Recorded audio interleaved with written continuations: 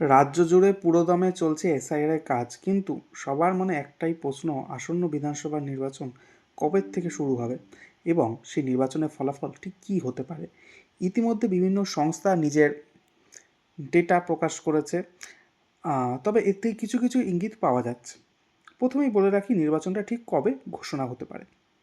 আচ্ছা, নির্বাচন কমিশনার এখনও পর্যন্ত মানে মানে 27শে জানুয়ারি পর্যন্ত এখনও পর্যন্ত যেই তালিকা এসছে সেটাতে নির্বাচন কমিশন এসআইআর এর ফাইনাল লিস্ট প্রকাশের কিন্তু কোনো তারিখ বাড়ায়নি। ফলে আমরা যদি 14ই ফেব্রুয়ারি ধরে এগোই, তাহলে এখনও অবধি যা খবর তা 21 থেকে 25শে ফেব্রুয়ারির মধ্যেই সম্ভবত আসন্ন বিধানসভা নির্বাচনের নির্ঘণ্ট প্রকাশ হতে পারে। এখনও চূড়ান্ত নয়। এখন অবধি যা খবর তাতে সম্ভবত বলে রাখছি, 3 দফায় নির্বাচন হতে পারে। শেষ বিধানসভা নির্বাচন 2021 সালে 8 দফায় হয়েছিল। এবার সেটা কমে 3 দফায় আসতে পারে। এটাও চূড়ান্ত নয়, আলোচনার পর্যায়ে রয়েছে। এবার আমি চলে এলাম দ্বিতীয় বিষয় নিয়ে, কোন দল কটি আসন পেতে পারে। ওকে, আমি এটাতে আপাতত রাজ্যে মোট 294টি আসনের মধ্যে শেষ বিধানসভা নির্বাচনে 213টি আসন পেয়েছিল তৃণমূল, পরে বিজেপি পেয়েছিল 77টি আসন, আইএসএফ একটি। একটি আসন সম্ভবত নির্বাচন হয়নি, সেখানকার একজন ক্যান্ডিডেট মৃত্যু হয়েছিল, তাই সেই আসনটিতে নির্বাচন হয়নি। এবার উপনির্বাচন, পরে বিধায়ক অদল বদল, এসবের ফলে কিছুটা এই ফিগারে চেঞ্জেস হয়েছে, এবার সেটা নিয়ে আর আলোচনা করার এখানে জায়গা নেই।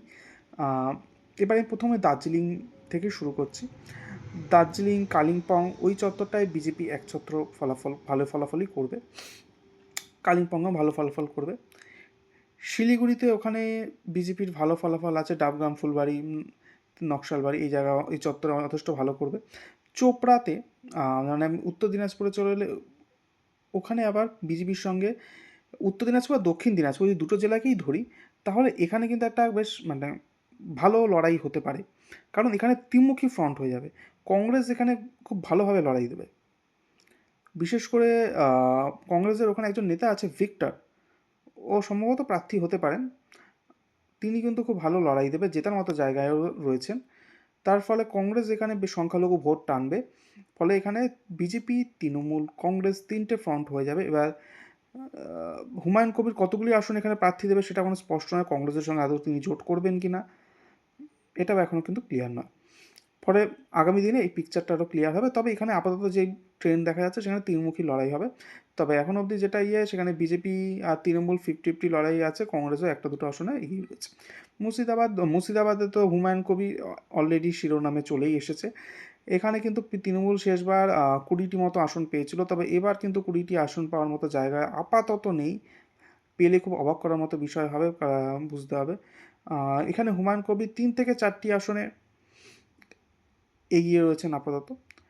বিজেপিও এরকম 3 থেকে, শেষবার 2টি আসনে জিতেছিল, এবার সে ওই 2টি আসনের বাদে আরও 1-2টি আসনে বিজেপি একটু ভালো ফলাফলের জায়গায় রয়েছে আপাতত। তৃণমূল বাকি আসনগুলিতে ভালো লড়াই দেবে, তবে হুমায়ুন কবির কতটা ভোট টানছে এবং কংগ্রেস কতটা গেইন করছে সেটার ওপরেও দেখতে হবে। মালদায় কিন্তু তৃণমূলের ধাক্কা খাওয়ার সম্ভাবনা রয়েছে, এখানে কংগ্রেস খুব ভালো ফলাফলের সম্ভাবনা রয়েছে, এখানে বিজেপিও ভালো ফলাফল করতে পারে। এই অঞ্চলটিতে ভালো পোলারাইজেশন হয়ে গেছে বললে বোঝা যায়। নদিয়াতে বলা যেতে পারে এবার বিজেপির পক্ষে হাওয়া ভালো আছে, তাই নদিয়াতে ভালো ফলাফল করতে পারে। সম্ভবত এখানে হুমায়ুন কবির একটি আসনেও, বিশেষ করে সংখ্যালঘু বেষ্টিত একটি আসনেও হয়তো ভালো ফলাফল করতে পারে, এমনকি জেতার জায়গাতেও রয়েছে। তৃণমূল এখানে খুব একটা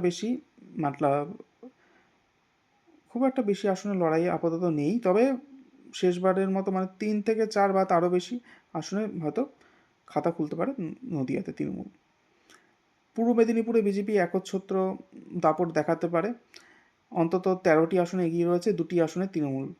পশ্চিম মেদিনীপুরে আবার উল্টো ফলাফল, পশ্চিম মেদিনীপুর প্লাস ঝাড়গ্রাম দুটো হিসাবেই ধরছি, এখানে আবার তৃণমূল অনেকটা এগিয়ে রয়েছে, বিজেপির পক্ষে কিছুটা চাপ রয়েছে। এখানে একটি আসনে হুমায়ুন কবিরের দল প্রার্থী ঘোষণা করতে পারে।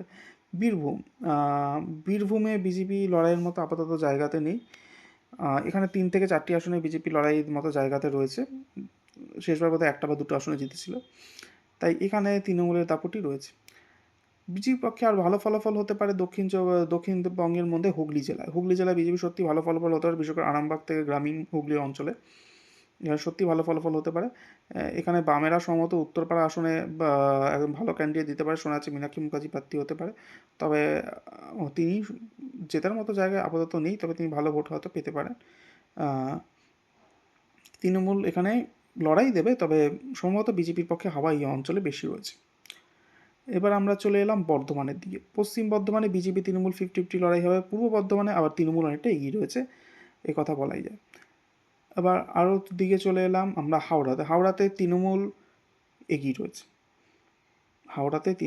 রয়েছে। তবে বিজেপি এখানে কিছুটা লড়াই দেবে, তবে অত ভালো ফলাফল করতে পারবে না এখন অবধি যা জানা যাচ্ছে।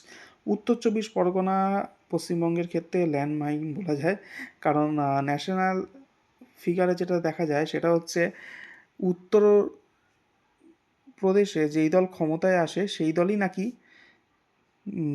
গোটা দেশের কুর্সিতে বসে, এটা বলা হয়। মানে উত্তরপ্রদেশে পা রেখেই গোটা দেশের ক্ষমতা রাখা যায়, এরকম একটা কথা প্রচলিত রয়েছে।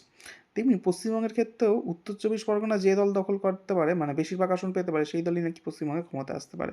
তাই সেই হিসাবে যদি দেখা যায় তাহলে উত্তর 24 পরগনা এখন যা ট্রেন্ড দেখা যাচ্ছে, তাহলে বিজেপির পক্ষে কিন্তু কিছুটা পাল্লা ভারী রয়েছে। তার কারণ রয়েছে গ্রামীণ যে উত্তর 24 পরগনা এলাকা, বিশেষ করে আমি 3টে পার্টে ভাগ করেছি। একটা হচ্ছে ব্যারাকপুর শিল্পাঞ্চলের এলাকা, আরেকটা হচ্ছে বনগাঁর ওইদিকে গ্রামীণ উত্তর 24 পরগনা, আর শহরাঞ্চল।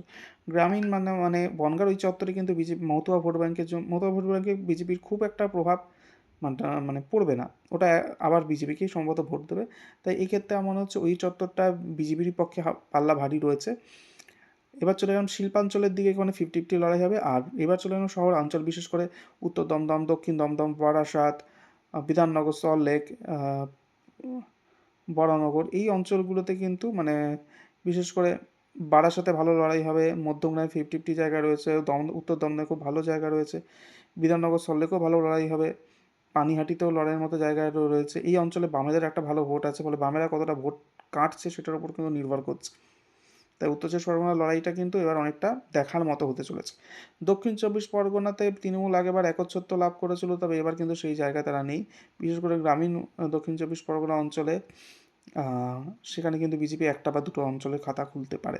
তাই এখন অবধি যা বোঝা যাচ্ছে তাতে পূর্ব মেদিনীপুর, হুগলি, নদিয়া, উত্তর 24 পরগনার কিছু অংশে, আমি দক্ষিণবঙ্গের ক্ষেত্রে বলছি, বিজেপি ভালো ফলাফল করতে পারে। আর তৃণমূলের পক্ষে দক্ষিণ 24 পরগনা, হাওড়া, বীরভূম, পূর্ব বর্ধমান, আরেকটা জেলা হচ্ছে পশ্চিম মেদিনীপুর প্লাস ঝাড়গ্রাম, এই দুটো মিলে একটা বলেছি।